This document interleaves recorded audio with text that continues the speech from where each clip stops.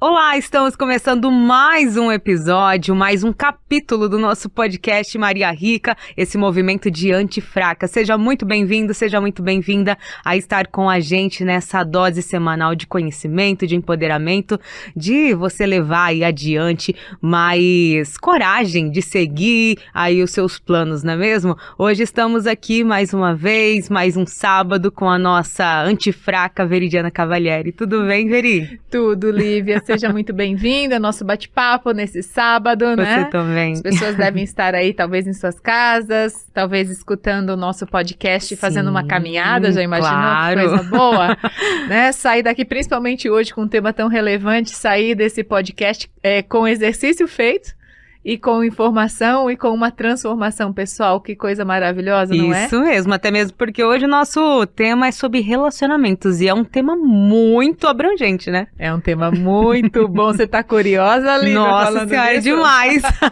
Relacionamento é tudo, né? Relacionamento no meio corporativo, no pessoal, com a família, com os amigos. Relacionamento é tudo. E tanto que as pessoas falam, né? Lidar com pessoas. Um grande desafio, não é verdade? Um grande desafio. Então é um tema que a gente vai conseguir aí, explorar bastante hoje, né? Com certeza. Em uma pesquisa, né, por que a gente definiu esse tema e por que nós falamos sobre esse tema relacionamento? Existe uma pesquisa há 85 anos, que é feita em Harvard, e já está no seu quarto pesquisador, o Dr. Robert. Ele chega a algumas conclusões, né? Porque lá em 1938 eles começaram essa pesquisa com 700 adolescentes. Parte desses adolescentes, eles eram da Universidade de Harvard, ou seja, de classe média alta, e parte desses adolescentes era de uma periferia de Boston. Então, isso significa que eles partiram de um princípio de investigar o que aconteceria na vida desses adolescentes ano após ano. Imagina, essa é uma das pesquisas mais longas da história das universidades, é uma das mais longas sobre felicidade, sobre aquele item, aquela busca do ser humano que todos nós, ao nascer, independente de qualquer coisa, buscamos, né, intrinsecamente pela felicidade. Então essa é a pesquisa mais antiga que eles têm sobre felicidade e sobre êxito, sobre realização, sobre sucesso. Então eles partiram do princípio de entender se o meio, se as condições financeiras determinariam, né, o tipo de vida, o estilo de vida e o nível de felicidade que essas pessoas teriam. E eles acompanharam durante está completando 85 anos, essa pesquisa ela continua ativa ainda. Algumas pessoas daquela época ainda estão vivas, né? Tiveram, por exemplo, pessoas muito bem-sucedidas que saíram da periferia de Boston e uma delas se tornou presidente dos Estados Unidos. E enquanto outras que saíram da Universidade de Harvard e não tiveram um sucesso tão notório. Então eles foram pesquisando realmente quais eram os fatores que poderiam interferir em 3 elementos importantes: nas realizações, na felicidade e na qualidade de vida, saúde e longevidade. Ou seja, quanto essas pessoas iam durar, né, quantos anos elas iam viver, o quanto elas seriam bem-sucedidas, né, e o quanto elas seriam felizes. E essa pesquisa, né, nos últimos 15 anos, começou a revelar um ponto muito importante sobre o elemento comum que faz com que essas pessoas que tiveram êxito, felicidade, duraram mais tempo, desenvolveram menos doenças no decorrer da vida, foram mais saudáveis, são mais saudáveis, duraram mais, né, tiveram um projeto de vida mais longo, e eles atribuem isso aos relacionamentos calorosos. Então, isso vem trazendo uma série de perspectivas de que muitas vezes nós, seres humanos, nós estamos buscando a felicidade em alguns lugares e talvez seja mais simples e nós não estamos olhando para aquilo que a ciência tem descoberto sobre o que de fato faz com que as pessoas sejam felizes, né, realizadas, tenham um sentimento de vida pleno, né? Então, se a gente parar para pensar, Lívia, relacionamento é importante porque, de fato, como fala a pesquisa, quando você está passando por um desafio na sua vida, né, essas pessoas que tiveram uma vida mais saudável e menos estressantes, elas sempre tinham alguém que ajudava a sair desse buraco que elas entravam. Um alicerce ali, uma base. Uma base, um alicerce, um conselho. Então, se a gente parar para pensar, né, a diferença, o que faz, né, a diferença de ter um amigo de verdade. Quando você está passando por um momento difícil, você tem um relacionamento, esse seu amigo, essas pessoas que são suas amigas, essas pessoas são capazes de tirar você daquele lugar. Né? Um conselho, alguma coisa nesse sentido, ou até mesmo estar com você, próximo de você. Então, eles atribuem a solidão como um dos maiores fatores de estresse, de depressão, de ansiedade. Por isso, correlacionam os relacionamentos à felicidade. Então, as pessoas que tinham mais pessoas durante a vida, relacionamentos mais saudáveis, relacionamentos mais calorosos, verdadeiros, elas se sentiam menos sozinhas. Então, eles chegam a falar que essas pessoas, por exemplo, quando elas começam a sentir solidão, principalmente na velhice, não tem nada mais apavorante do que você ter um problema, do que você passar por fases na sua vida e você se sentir sozinho, você não tem ninguém a quem contar. Né? Não sei se faz sentido isso para você. Faz muito sentido, eu acredito que para todos que estão nos ouvindo e nos assistindo, né? Inclusive, a gente aborda bastante aqui, né, que é necessário você estar rodeado de pessoas que partilham daqueles mesmos objetivos e propósitos, né? Exato. Se a gente parar para pensar, por exemplo, os momentos, os tipos de problema que mais tiram o sono das pessoas, geralmente são relacionados a discussões com outras pessoas. Verdade. Né? Às vezes você pode até ter um problema, por exemplo, relacionado a, sei lá, algum fato que tenha acontecido no teu negócio, mas nada te impacta tanto emocionalmente do que quando você discute com alguém, quando você tá de mal com alguém, quando você discute no seu relacionamento em casa. Nada, ou quando você não tá com um bom relacionamento com seus filhos, com a sua família, com os seus pais. Então, nada perturba mais, tira mais a sua paz de espírito do que um relacionamento que não vai bem. Verdade. E um outro ponto também, se a gente parar para pensar, quando você é promovido dentro de uma empresa, automaticamente é porque você tem um excelente relacionamento. Verdade. Né? E excelente relacionamento não é ser uma pessoa simpática, é se relacionar bem com as pessoas. Quando você é demitido, talvez você seja até mesmo muito inteligente, né? Faça as coisas perfeitamente. No entanto, você é uma pessoa difícil de se relacionar. Automaticamente, isso impede você de progredir ou você se desconecta das pessoas, né? Relacionamento é as suas habilidades de conexão com outro ser humano. O quanto você consegue se conectar. Não é só você estar presente numa festa, é você se conectar com a pessoa. Não é só você estar presente dentro de uma empresa, é você conseguir se conectar com aquele grupo. É você criar laços com aquele grupo a ponto de contribuir e receber em troca também insumos, digamos assim, para você. Não estar ali só de corpo presente, né? E hoje no meio corporativo, o que mais é interessante é saber trabalhar em equipe, né? Um ponto importante, né? Que todo líder ou toda pessoa que está trabalhando, está atuando dentro de uma empresa agora precisa prestar atenção você pode ser muito inteligente, você pode ter habilidades e competências, formação acadêmica fora da curva.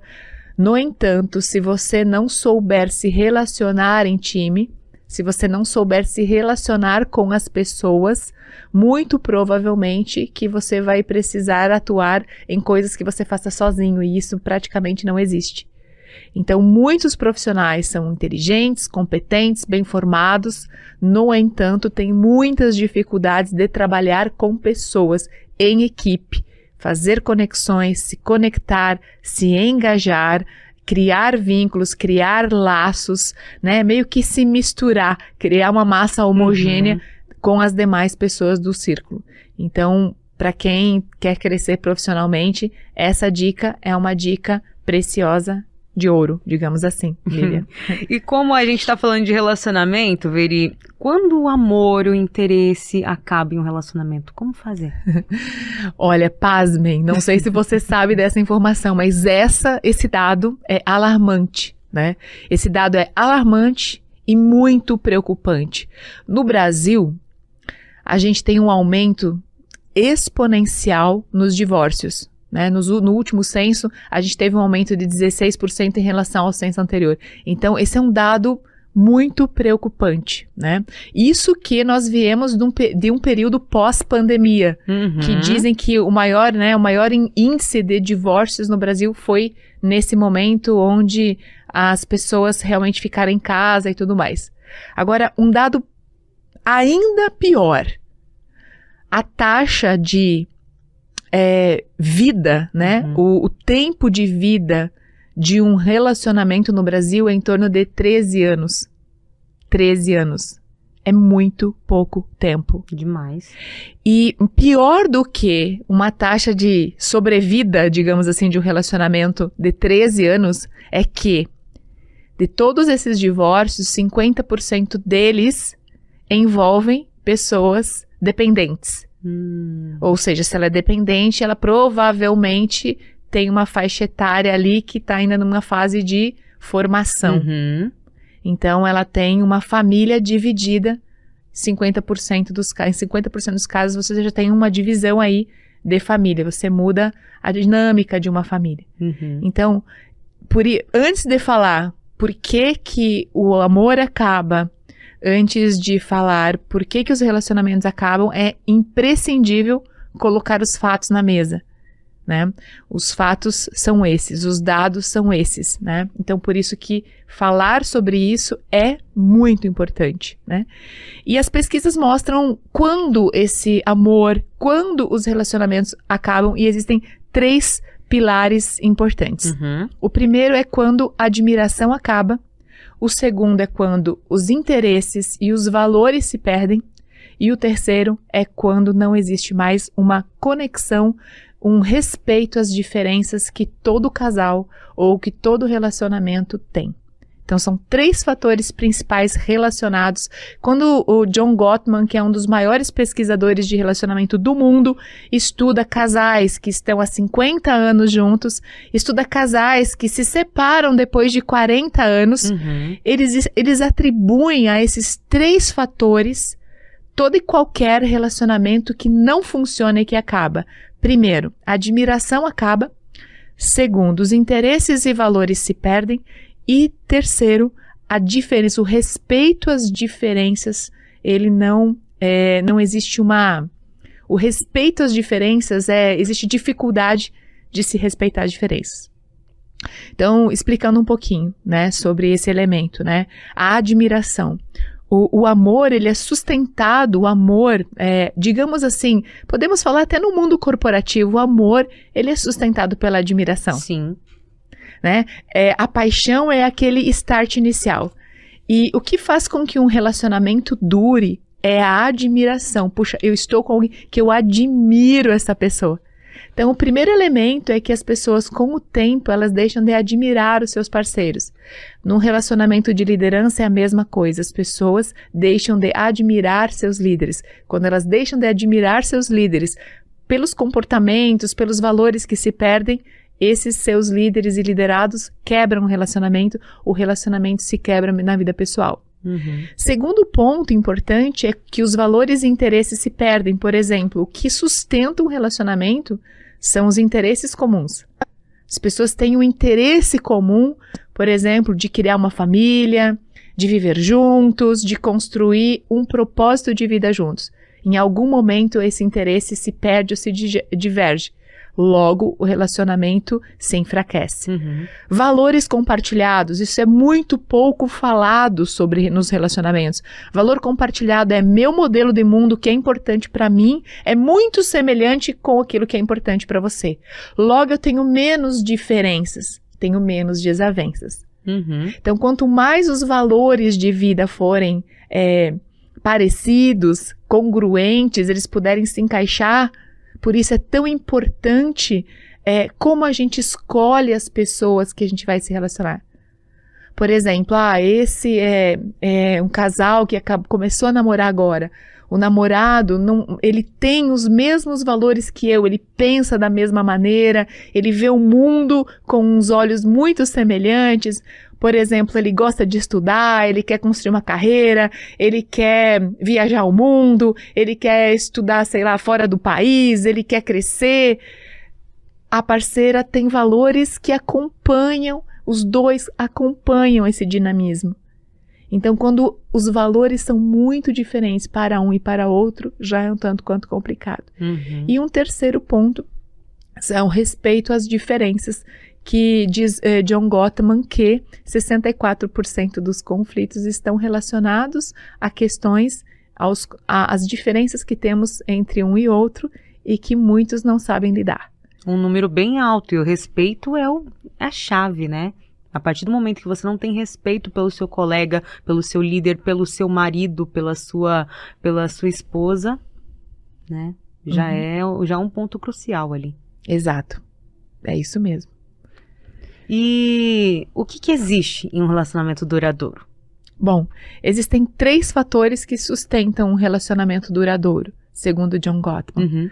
O primeiro é interesse em comum, o segundo é valores compartilhados e o terceiro é uma comunicação ou interação positiva.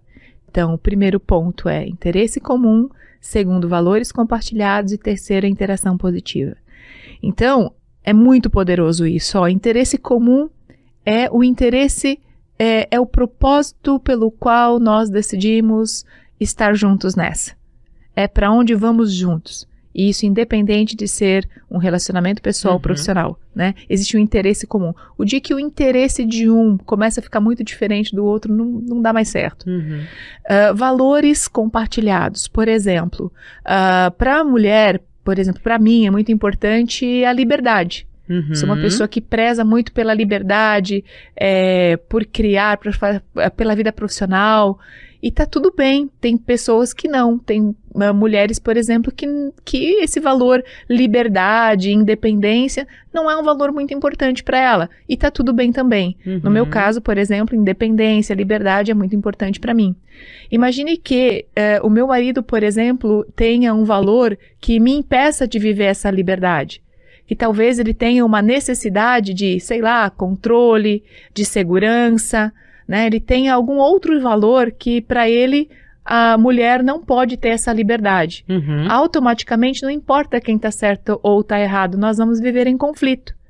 Então precisa existir um alinhamento de valores, porque valor é uma coisa muito importante para o ser humano, a gente não abre mão desse valor. Né? Então, por exemplo, a mulher, é muito importante para ela o êxito, ser bem-sucedida, conquista, realização. Para o marido, não. Então, eles vão viver sempre em conflito. E o terceiro ponto são as interações positivas, ou seja, imagine que essa é a base do relacionamento, interesse comum, valores compartilhados, mas aí vem os anos de comunicação e interação positiva. O que os estudos mostram? Que casais que têm o maior número de interações positivas do que negativas, ou seja, lidam melhor com as diferenças e com os problemas, uma forma mais leve de lidar com os problemas, com a personalidade divergente do outro, eles têm um trato mais caloroso, mais amoroso, mais empático com o outro, geram mais emoções positivas em suas conexões de todo o dia, da tua rotina, eles são casais, relacionamentos que duram mais. E aí existem os padrões que nos impedem realmente de ter conexões positivas. Então, a interação, a quantidade de interações. Você está hoje à noite, por exemplo, com o seu esposo, você vai ter infinitas interações o tempo todo. Um entra na cozinha, um sai. Um entra para assistir TV, o outro está ali. São várias interações. Então, quando eles estudam os casais que funcionam, nessas pequenas interações são interações positivas. Eles estão o tempo todo de uma maneira muito positiva se relacionando. E esses são considerados os mestres, né? E os desastres em relacionamento estão o tempo todo se alfinetando, gerando emoções negativas o tempo todo, até que em um certo momento isso fica insustentável e acaba com o relacionamento. Por mais que tivessem um dia tido interesses comuns e valores comuns, a interação, o comportamento de relação, de conexão entre eles é digamos, tóxico. E aí automaticamente o amor acaba. Verdade. Logo, logo a gente vai falar sobre relacionamento tóxico, que eu já separei aqui. Pronto. E pra quem tá ouvindo, pra quem tá assistindo, como construir esse relacionamento duradouro e feliz? Bom, segundo John Gottman e as pesquisas, né, tudo que eu tô trazendo aqui é baseado, é contextualizado cientificamente. Então, segundo John Gottman, que é um dos maiores pesquisadores na área do relacionamento, que tem um laboratório que pesquisa relacionamentos no mundo inteiro, existem 2 sistemas que precisam funcionar muito bem para que um relacionamento seja duradouro. O primeiro sistema é o sistema de significado, onde o interesse comum e os valores são compartilháveis. Ou seja, eles se encaixam. Eu busco por liberdade, o meu parceiro aprova, ele também busca por liberdade e ele aprova essa minha busca por liberdade. Ele fica feliz quando eu conquisto a minha liberdade. Eu busco por realização. Para o meu parceiro também é importante uma mulher, uma pessoa que busque por suas próprias realizações. Ou seja, o seu conjunto de valores é compartilhável, ele se encaixa, ele não diverge, ele não gera conflito. Então, o sistema de significado tem interesse e objetivo comum. As pessoas que se juntam, elas desejam o mesmo lugar e têm valores compartilháveis. E o segundo é o sistema de conexão. O sistema de conexão é, como eu disse, nós estamos o tempo todo nos relacionando. E casais ou líderes ou equipes que funcionam muito bem, essa engrenagem do relacionamento funciona muito bem, eles têm mais interações positivas do que negativas. E isso não significa que eles não errem, isso não significa que não tem feedback, que não tem crítica, é a forma com que eles resolvem as diferenças. Sim. E qual que seria o maior desafio? O maior desafio é aprender a nos comunicar. Porque se a gente for parar para analisar, um grupo grande vai ter muitas divergências. Então, o maior desafio dos relacionamentos, principalmente em grandes times, é saber lidar com as diferenças. É saber comunicar quando as coisas não vão bem. É saber comunicar verdadeiramente quando algo não está indo bem, não está agradando, não está certo. É como esse grupo lida com as diferenças. Aí é onde a gente tem pessoas extremamente agressivas, onde a gente tem pessoas omissas na comunicação, onde a gente tem pessoas tímidas na comunicação, onde a gente tem os padrões de comunicação que acabam interferindo nesse relacionamento e automaticamente fragilizando a qualidade das relações, automaticamente fragilizando a qualidade da performance, porque o foco passa a ficar no conflito ao invés de ficar na performance. Então, um grupo que tem muito conflito, o foco muda. Começa a falar mal um do outro, começa a brigar, começa a divergir, levar desaforo para casa não, começa a focar nos problemas, na briguinha de ontem, no que o fulano disse pro Beltrano, e aquele copo do conflito vai enchendo, transbordando, automaticamente não sobra espaço para performance. Aí este é o problema nas organizações. Quando o foco vai para o conflito, a performance cai. E a gente chama isso de, na verdade, uma doença de grupo que existe quando a gente estuda por que os grupos não funcionam tão bem. E quais seriam os 4 detratores, mancadas, que afundam o relacionamento? Bom, a gente tem aí muitos detratores, digamos assim, né? A gente poderia falar em diversas perspectivas quais são os 4 detratores. No entanto, o que mais a gente precisa prestar atenção são os padrões de comunicação e de relacionamento que todos nós temos. Todos nós temos esses 4 padrões. A questão é, quando nós temos esses padrões, Lívia, automaticamente não percebemos ter esses padrões são o que John Gottman fala, os 4 cavaleiros do Apocalipse. Meu Deus.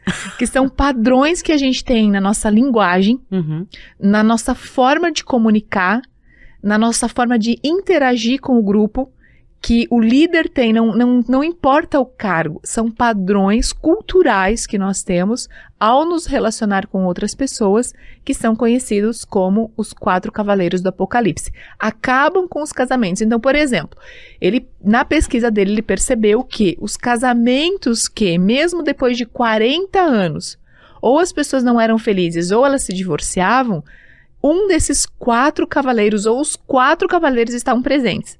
Uhum. Quando a gente analisa equipes que têm problemas de performance, esses 4 cavaleiros estão presentes, ou todos os 4, ou um predominante está presente, ou o líder tem um desses padrões predominantes. E são eles: o criticismo, né, a obstrução, nós temos a defensividade e o desprezo. Então, a crítica, a obstrução, ou seja, já vou explicar, né, a crítica, a obstrução, o desprezo e a defensividade. Então, não sei se você já atuou ou já viu casais, por exemplo, que o marido ou a esposa fica o tempo inteiro criticando o outro na frente das pessoas. Demais. Esse é o padrão do criticismo. Você já percebeu líderes que, às vezes, estão no meio de outros líderes? Por exemplo, ele está fazendo uma reunião de vendas e ele está criticando o pessoal do administrativo na frente do pessoal de vendas. Então, ele tem um padrão de sempre estar olhando pelo lado negativo e encontrando gaps, críticas, o tempo todo. Ele fica olhando, por exemplo, para as pessoas, mas ele não consegue encontrar um ponto positivo. Ele só busca encontrar, ele tem um padrão de encontrar o ponto negativo. Então, basta uma falha, as pessoas não podem falhar, porque ele enxerga todas as falhas. Ele sufoca as pessoas com seu criticismo. Então, automaticamente, a outra pessoa do relacionamento que vive com alguém que tem esse padrão do criticismo, ela só vai se definhando, decaindo. Decaindo, né? Baixando a guarda. Então, automaticamente, ela tem 2 decisões. Ela desiste desse relacionamento. Isso não significa que ela separa, ela desiste. Uhum. Então, ela vive uma vida infeliz, mas ela vive dentro do relacionamento. Ou realmente ela sai fora, caso esse padrão não seja reconhecido e possa ser mudado. Uhum. O padrão da obstrução tanto o criticismo quanto a obstrução, quanto esses 4 padrões, é a maneira com que as pessoas lidam com os conflitos dentro de um relacionamento, né? Então, a obstrução é quando, por exemplo, a mulher gastou muito com o cartão de crédito e chegou a fatura. Ai, ai, ai. Ai, ai, ai. Ai, meu Deus do céu, chegou a fatura do cartão. O seu marido fica 15 dias sem conversar com você. Lá em casa com meu pai e a mãe já aconteceu muito isso. Ou, por exemplo, sabe, você deixou a louça na pia, sabe, porque você estava cansada. E aí, no outro dia, você não entende por que quando você acordou, seu marido nem bom dia te deu. Talvez não venha almoçar. Talvez no final do dia pegue e sai com os amigos, não fala com você. Tipo, como se você tivesse que ter uma bola de cristal para adivinhar o que foi que você fez pro cara pra tentar resolver a questão. Daí, depois de uma semana que o cara tá sem falar com você, ou a mulher tá sem falar com você porque você fez alguma coisa, você descobre que era uma coisa idiota e você fica com muita raiva da pessoa. Sim. Né? Porque era só a pessoa ter falado, pô, lava a louça, né? Mas não, né? No caso, não falou. Então, esse é o padrão da obstrução. O padrão do desprezo, né? Ele é um pouco piorado do criticismo. Que é quando, além de criticar, você, através da sua fala, você já faz um rebaixamento. Você rebaixa a imagem daquela pessoa perante algo, sabe? É como se você fosse superior. Muitos líderes fazem isso. E as outras pessoas fossem menores do que você. Então, discursos do tipo, mas isso você não pode. Ou, mas quem você pensa que é para fazer isso? É desprezo. Né? Tá questionando a capacidade ou tá questionando a possibilidade daquela pessoa. Mas quem autorizou você a fazer isso? Não, mas você não pode, eu mando aqui. Né? E outros casos de desprezo. E muita gente vê também que a pessoa, assim, o líder, a pessoa do relacionamento, ela não sabe só elogiar também, né? Tem um detalhe aí que, pra ela elogiar, ela tem que rebaixar um pouco também. Ela não sabe só elogiar, ela tem que diminuir também. Isso. E olha, uma das coisas mais legais, Lívia, mais legais que eu pesquisei sobre o amor e sobre os relacionamentos, é que quando que o amor floresce em um relacionamento? Quando eu, por exemplo, consigo realmente sentir felicidade com a sua felicidade. Exato. Então a gente já tem 2 pontos aí. Se eu tenho o padrão do desprezo, eu não tenho padrão do desprezo no relacionamento, ao me relacionar, eu não consigo sentir, porque para mim você é sempre inferior. Então eu não consigo ser feliz com a sua felicidade. Então a gente já percebe que existe um padrão negativo. E um outro ponto é que o amor se sustenta na admiração. Então se eu tenho o padrão desprezo, eu tenho dificuldade de amar. Exato.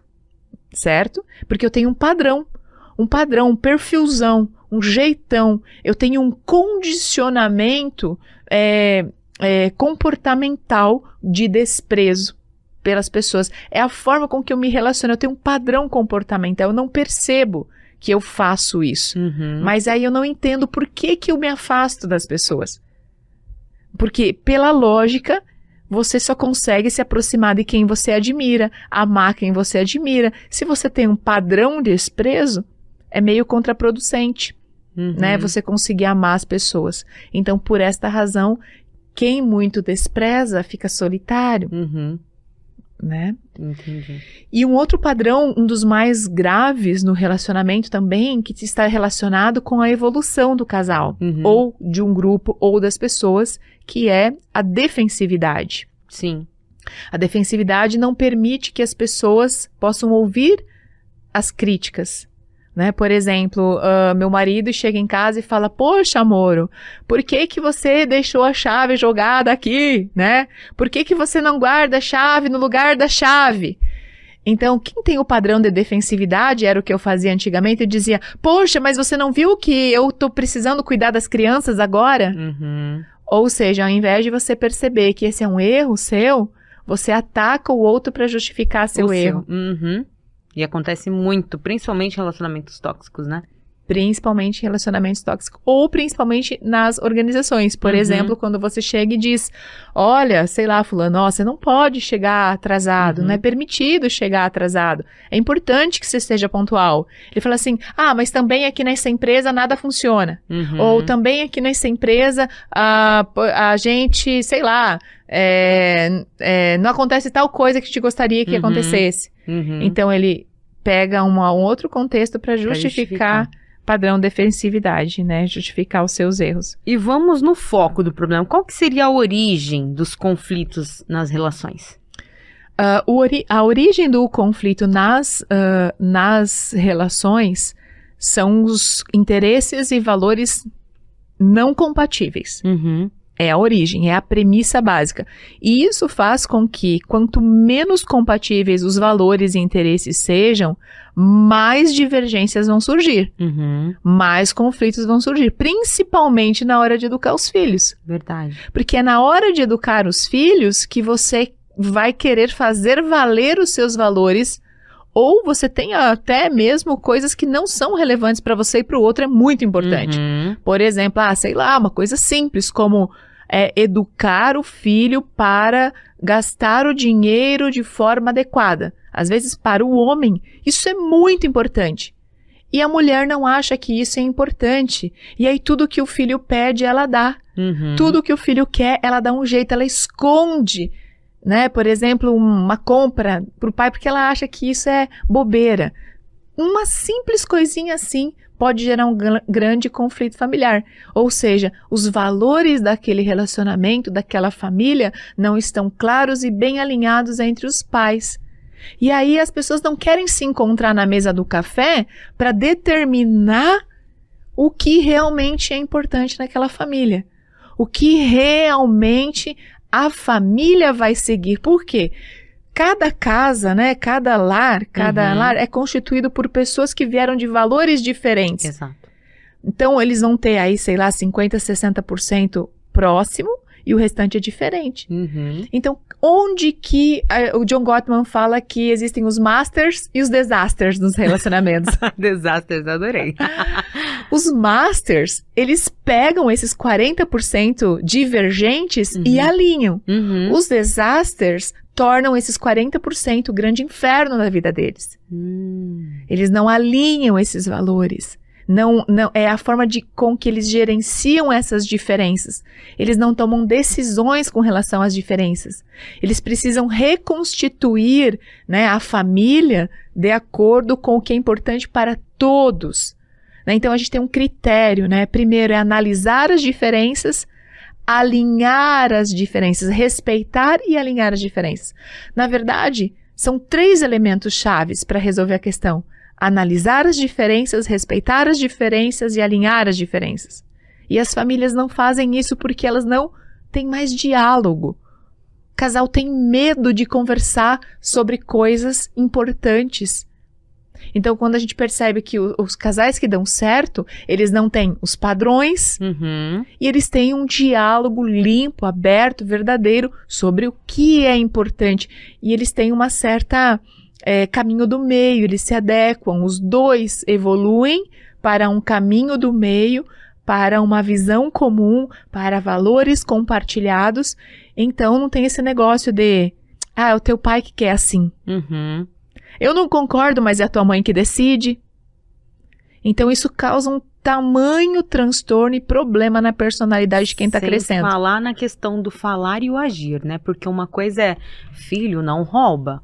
E outra coisa é o filho ver você roubando ou fazendo alguma atitude de corrupção, né? Então, assim, não basta só falar, tem que fazer. Tem que mostrar atitudes. A criança vai seguir aquele exemplo que ela tá vendo, que ela tá acompanhando, né? Perfeito. E muitas vezes existe essa disputa entre os pais de quem é o manda-chuva da casa. Você ama mais a mamãe ou o papai? Ou quem manda mais, né? Quem manda mais. Aqui na minha casa, quem manda sou eu. Então, isso é os meus valores, as minhas regras. E em uma família, não tem como. Sabe por quê? Porque as pessoas fazem as coisas porque elas querem ou porque elas são obrigadas.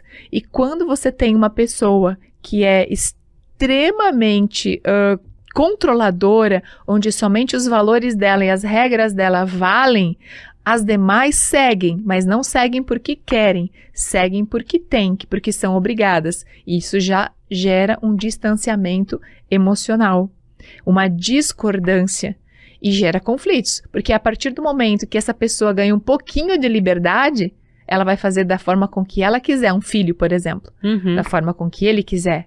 E aí é onde ele se distancia muitas vezes do pai para sempre, né? Ou então a mulher, quando ela é muito forçada a se submeter às regras, aos valores exclusivamente que o marido impõe, chega um momento que ela tem uma decisão a tomar. Ou ela é infeliz pro resto da vida dela, ou ela sai desse relacionamento. O que acontece no Brasil? Cada vez mais, por isso que talvez esteja incomodando muito, porque o que mais limita uma mulher de se separar é a dependência financeira. Exato. Ela depende muitas vezes financeiramente de todo um contexto que o marido traz, né? De toda a qualidade de vida que é construída junto. Mas olha só, para a mulher tomar a decisão de se separar, ela está abrindo mão de muita coisa. De muita coisa. Então isso significa que aqueles valores que são colocados goela abaixo para essa mulher, ela não quer aceitar. E o homem não quer alinhar. Então, automaticamente, não resta outra alternativa do que o divórcio. E pegando esse gancho, o que acelera o fim de um relacionamento? Bom, partindo do princípio que um relacionamento é sustentado em interesses e valores e começa a não dar certo, o que acelera é uma comunicação agressiva, né? Que é aquele relacionamento tóxico. Sim. Né? A comunicação agressiva é um dos pontos mais importantes.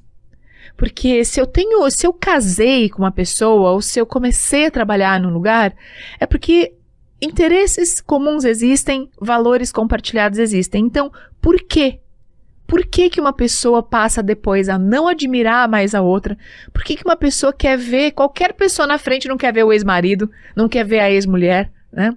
Porque desenvolveu-se nesse relacionamento através de uma comunicação, conexões muito tóxicas. E o que que acontece nessa comunicação tóxica que ela faz com que você perca o amor, a admiração e queira se afastar?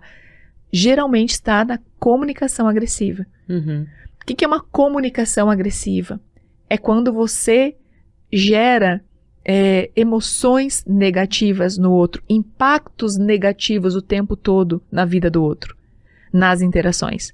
Desde as simples interações, quando você está impactando muito negativamente a vida do outro, em simples interações.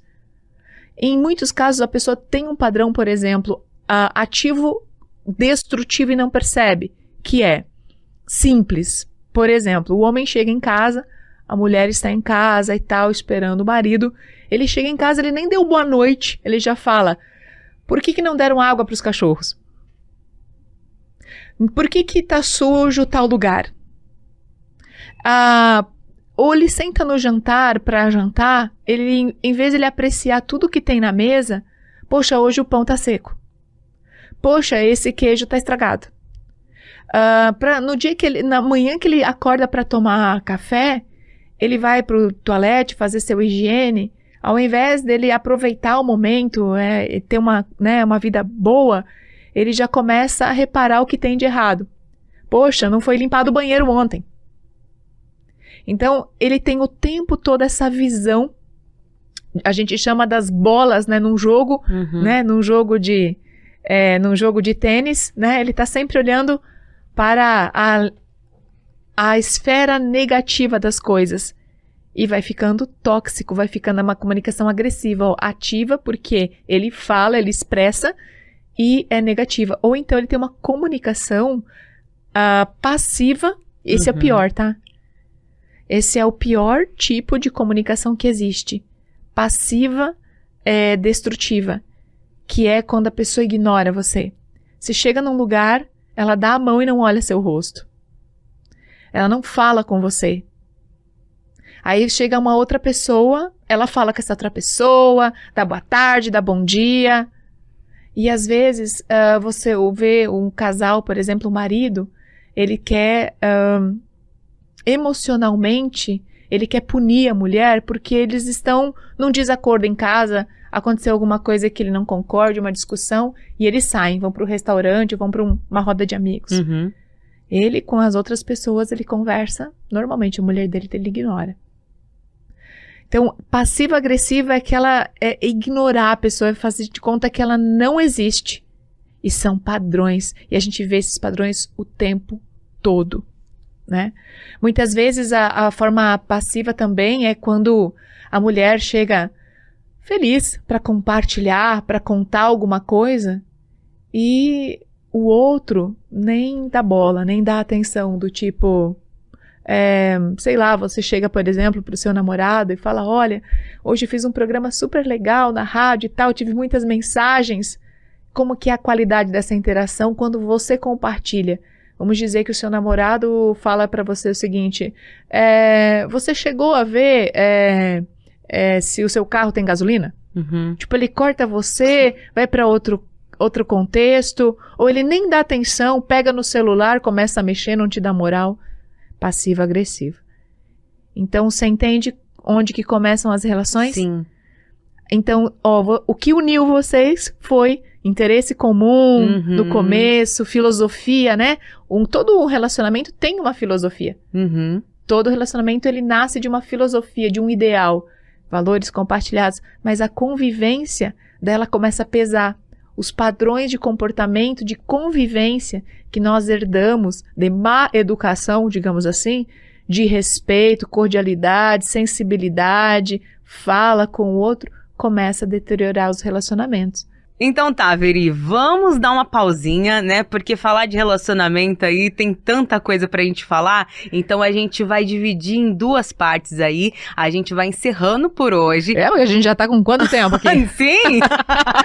Mas a gente volta semana que vem pra poder continuar a falar sobre relacionamentos, abordar, vai ter perguntas, vai ter respostas, vai ter muita coisa aqui pra gente falar, principalmente pra você que quer falar aí do seu relacionamento pessoal, saber um pouquinho mais sobre o meio corporativo. Continua com a gente, sábado que vem a gente volta falando de relacionamento com a parte 2, às 11h11 no horário de Mato Grosso, às 12h11 no horário de Brasília.